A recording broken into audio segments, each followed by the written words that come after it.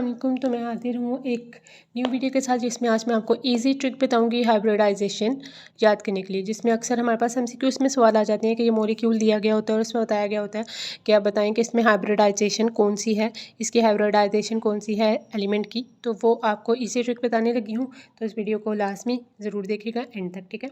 तो बच्चों, ये हमारे पास हाइब्रिडाइजेशन होती है। हाइब्रिडाइजेशन का आपको मतलब आना चाहिए कि mixing of different orbital having different energy, और उनका हम लोग इस तरह के ऑर्बिटल बना देते हैं जिनकी सेम एनर्जी होती है और सेम शेप होती है, ठीक है। ये हमारे पास हाइब्रिडाइजेशन का प्रोसेस है। और हाइब्रिडाइजेशन क्यों ज़रूरी है, इसका फंक्शन क्या है, इसके रीज़न क्या है। हाइब्रिडाइजेशन है वो हमारे पास क्या क्या बताता है हमें। हाइब्रिडाइजेशन हमें बताती है फर्स्ट बॉन्ड नंबर बताता है, सेकंड एक हमारे पास बॉन्ड नंबर बताता है और दूसरा हमारे पास ज्योमेट्री जो है हाइब्रिडाइजेशन के थ्रू ही हमें पता चलती है, ठीक है। अब sp3 हाइब्रिडाइजेशन जैसे आपको पता है कि इसमें हमारे पास क्या होता है कि एक s और 3 p ऑर्बिटल मिलकर हमारे पास 4 sp3 हाइब्रिडाइज्ड ऑर्बिटल बनाते हैं, और sp2 में एक s और 2 p ऑर्बिटल मिलकर 3 sp2 हाइब्रिडाइज ऑर्बिटल बनाते हैं। और इसी तरह इसमें एक s और एक p मिलकर 2 हाइब्रिडाइज्ड sp हाइब्रिडाइज मॉलिक्यूल बनाते हैं, ठीक है। अच्छा बच्चों, ऑर्गेनिक मॉलिक्यूल्स जो होते हैं, ऑर्गेनिक मॉलिक्यूल क्या होते हैं, जो जिसमें carbon and hydrogen and derivatives use होते हैं, ठीक है। ऑर्गेनिक जो मॉलिक्यूल होते हैं उसमें तो बहुत इजी ट्रिक है, उसको देख के आप फ़ौरन बता सकते हैं कि इसमें, क्योंकि उसमें अक्सर आपको कार्बन की ही जो है हाइब्रिडाइजेशन पूछी गई होती है, तो फिर उसको तो आप आराम से बता सकते हैं। इस तरह का कार्बन, ठीक है, जिसके साथ चारों सिंगल बॉन्ड लगे हों, चारों सिंगल बॉन्ड लगे हों, तो वो sp3 हाइब्रिडाइज्ड कार्बन होता है, ठीक है। वो sp3 हाइब्रिड मतलब इस तरह का कोई स्ट्रक्चर आपको नज़र आ गया, आपने कार्बन देखना है, कार्बन के चारों, चूँकि हमें पता है कि कार्बन की 4 वैलेंसीज होती हैं, ठीक है।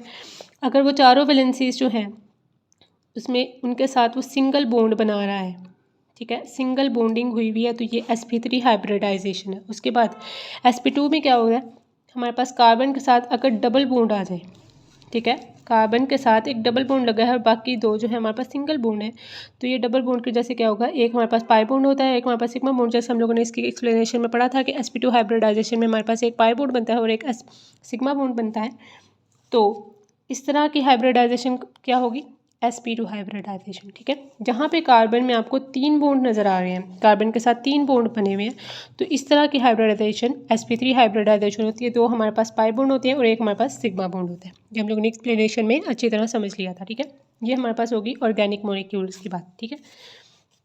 ये बहुत ईजी ट्रिक है, आप ये आराम से कर सकते हैं। इसमें आपको मैं एग्जाम्पल से भी अभी समझा दूँगी, लेकिन एक ये है जो कि ऑर्गेनिक मॉलिक्यूल्स की ट्रिक है। बात बच्चों, सबसे पहले तो आपको पता होना चाहिए लोन पेयर, ठीक है। किसी भी मॉलिक्यूल में कोई आपको इनऑर्गेनिक मॉलिक्यूल फ़र्ज़ करें आ गया है, ऑर्गेनिक में भी ये आपको फॉर्मूला आ सकता है, लगा सकते हैं आप। ऑर्गेनिक का तो है ईजी भी एक ये है, लेकिन इनऑर्गेनिक में अक्सर बच्चों को मसला होता है क्योंकि उसमें उनको स्ट्रक्चर नहीं पता होता। तो इसमें बच्चों ये होता है कि आपको लोन पेयर का पता होना चाहिए। तो लोन पेयर हमारे पास वो पेयर होता है जो कि बॉन्डिंग में हिस्सा नहीं लेता। इस तरह के इलेक्ट्रॉन पेयर जो कि बॉन्डिंग में हिस्सा नहीं लेते, वो हमारे पास लोन पेयर कहलाते हैं। अब लोन पेयर का पता करने के लिए किसी भी मॉलिक्यूल के अंदर कितने लोन पेयर प्रेजेंट है, इसका भी एक फॉर्मूला है। तो सबसे पहले तो आपको लोन पेयर का पता होना चाहिए कि एक एलिमेंट में कितने लोन पेयर प्रेजेंट है।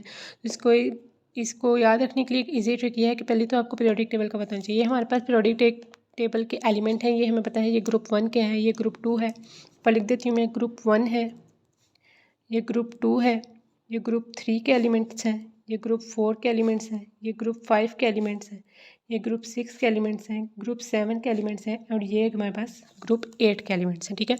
अब हमारे पास ये देखें, इस ग्रुप के लिहाज से ही हमारे पास वैलेंसीज होती हैं। जो ग्रुप 1 का एलिमेंट है उसमें उनकी जो वैलेंसी होती है वो 1 होती है। ग्रुप 2 की 2 वैलेंसी होती है, ग्रुप 3 की हमारे पास 3 वैलेंसी होती है। और हमारे पास ये जो होते हैं पहले 3 जो हमारे पास ग्रुप्स होते हैं, इनके एलिमेंट्स हम लोग इनको मेटल्स भी कहते हैं, ठीक है। अल्कली मेटल्स जो कि लाइट्स मेटल्स होते हैं। उसके बाद जो हमारे पास ग्रुप 4, 5, 6, 7, 8 के होते हैं, ये हमारे पास नॉन मेटल्स कहलाते हैं, ठीक है। अल्कलाइन अर्थ मेटल भी कहते हैं इनको, नॉन मेटल्स होते हैं। और इनकी वैलेंसीज जो है ना ऑपोजिट चलती है, यहाँ से 0, 1, 2, 3, एंड 4। अच्छा, वैलेंसीज का मतलब ये होता है कि इनके वैलेंस शेल में कितने इलेक्ट्रॉन्स आने की, रखने की इनके पास जगह है। ठीक है, ये हमारे पास वैलेंसी होती है कि, और या आप सिंपली ये कर सकते हैं कि ये एलिमेंट इतने इतने बॉन्ड बना सकते हैं, इतने इतने बॉन्ड बना सकते हैं। ये हमें पता है ग्रुप 8 के जो एलिमेंट होते हैं ये नोबल गैसेस होती हैं और ये इनका ऑक्टेट जो है वो कंप्लीट होता है। और बाकी इस तरह का आपने सीक्वेंस जो है ये याद रखना है। तो लोन पेयर आपको मालूम करने का हमारे पास जो फॉर्मूला होता है वो होता है group number of central atom, ठीक है, माइनस वैलेंसी, कि उसकी वैलेंसी ऑफ एटम क्या है। जैसे कि हम लोग देख लेते हैं एग्जाम्पल नंबर 1 अगर हम बात करें H2O की, ठीक है, H2O की बात करें तो हमारे पास सेंट्रल एटम में हमारे पास O है, ऑक्सीजन। और ये कौन से ग्रुप का एलिमेंट होता है, ये हम लोगों ने यहाँ पे देखा है कि ऑक्सीजन जो है हमारे पास ग्रुप 6 का एलिमेंट है। ठीक है, ग्रुप 6 का एलिमेंट है ऑक्सीजन।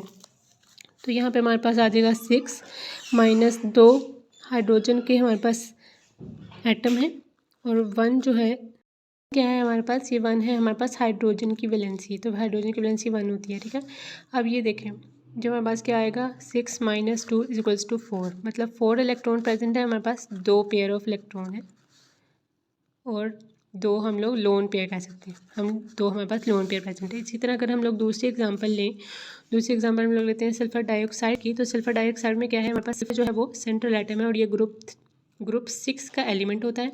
ठीक है, तो 6 आ जाएगा, माइनस 2 हमारे पास ऑक्सीजन के एटम प्रेजेंट है, और ऑक्सीजन भी है, ये हमारे पास ग्रुप 6 का एलिमेंट होता है, और इसकी वैलेंसी कितनी होती है, 2। ठीक है, अब इसको हम लोग सोल्व करें, तो इसको सोल्व करें तो क्या आता है, -4, 2 इलेक्ट्रॉन का मतलब है इसके पास 1 lone pair of electron present है। ठीक है, आपको ये समझ आ गई। हमारे पास हो गया, ये आपने याद रखना है कि अगर हमारे पास 4 ऑर्बिटल प्रेजेंट है तो इसमें sp3 हाइब्रिडाइजेशन होगी। ठीक है, अगर 3 ऑर्बिटल प्रेजेंट है तो sp2 हाइब्रिडाइजेशन होगी, और अगर 2 हमारे पास प्रेजेंट है तो sp हाइब्रिडाइजेशन होगी। ठीक है, 2 ऑर्बिटल अगर प्रेजेंट है। हाइब्रिडाइजेशन को फाइंड आउट करने का सिंपल एक फॉर्मूला है, hybridisation equals to lone pair, जैसे हम लोगों ने ऊपर निकालना सीखा था, लोन पेयर। ओके, तो हमारे पास जो एग्जांपल है वो है CH4 की मीथेन। अब इसमें हम लोग कार्बन के सबसे पहले जो है लोन पेयर फाइंड आउट करेंगे। अब तो जैसे कि आपको पता है जो कार्बन होता है ये हमारे पास ग्रुप 4 का एलिमेंट होता है। ठीक है, ये जो होता है हमारे पास ग्रुप 4 का एलिमेंट होता है, और इसके साथ हमारे पास 4 हाइड्रोजन के एटम लगे हैं, तो इस वजह से 4 और जो हाइड्रोजन की वैलेंसी होती है वो होती है 1। तो अब क्या होगा, 4 × 1 इज इक्वल्स टू क्या हुआ, 4। अब क्या होगा, 4 - 4 इक्वल्स टू 0, तो इसका मतलब है कि कार्बन के पास 0 लोन पेयर प्रेजेंट है। हमारे पास CH4 हमारे पास मॉलिक्यूल था, तो अब हमारे पास हम लोगों ने निकाला कि 0 लोन पेयर इसका प्रेजेंट है। ठीक है, तो प्लस नंबर ऑफ सराउंडिंग कितने हैं, तो कार्बन का कितने नंबर ऑफ सराउंडिंग है, 4 है।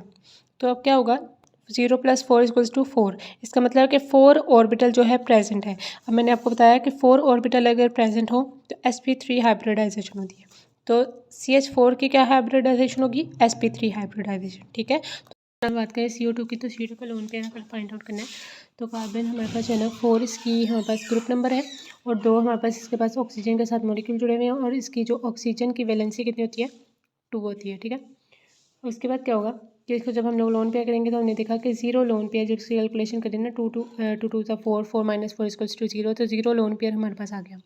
अब इसके हाइब्रिडाइजेशन का फॉर्मूला क्या है कि lone pair, number of lone pair कितने और नंबर ऑफ सराउंडिंग एटम, तो 0 लोन पेयर था, प्लस जो है हमारे पास सराउंडिंग एटम कितने थे, 2। ठीक है, तो +2 मतलब कि हमारे पास जो इसकी ऑर्बिटल है वो 2 ऑर्बिटल प्रेजेंट है, तो 2 ऑर्बिटल हमारे पास प्रेजेंट होते हैं, तो उसकी क्या हाइब्रिडाइजेशन होती है, उसकी हाइब्रिडाइजेशन होती है sp हाइब्रिडाइजेशन। ठीक है, ये हमारे पास आ गया। ये एक इजी ट्रिक है एस जो है हाइब्रिडाइजेशन फाइंड आउट करने की। होप सो आप लोगों को समझ आया होगा। ठीक है, और इसी तरह की इजी ट्रिक में आपको इसकी ज्योमेट्री और इसकी एंगल फाइंड आउट करने की भी इजी ट्रिक बता दूंगी। ये हमारे पास फ़िलहाल था हाइब्रिडाइजेशन फाइंड आउट करने का फॉर्मूला, और इसको आप याद कर सकते हैं, और इस तरह आपको इजीली मॉलिक्यूल देख के ही पता चल जाएगा कि इसकी कौन सी हाइब्रिडाइजेशन है। ऑर्गेनिक मॉलिक्यूल्स में तो बहुत इजी था, मैंने आपको बताया। जैसे कि एक सिंगल बॉन्ड होगा तो ये sp3 हाइब्रिडाइजेशन हो गया। डबल बॉन्ड आपने देख लिया कार्बन के साथ तो ये sp2 हाइब्रिडाइजेशन है। अगर ट्रिपल बॉन्ड देख लिया तो ये sp हाइब्रिडाइजेशन है। इनऑर्गेनिक मॉलिक्यूल्स के लिए आप ये वाला फॉर्मूला जो है वो इसमें पुट कर सकते हैं और इसकी वैल्यू जो है हाइब्रिडाइजेशन जो है इसकी फाइंड आउट कर सकते हैं। Thank you for watching. अल्लाह हाफिज़।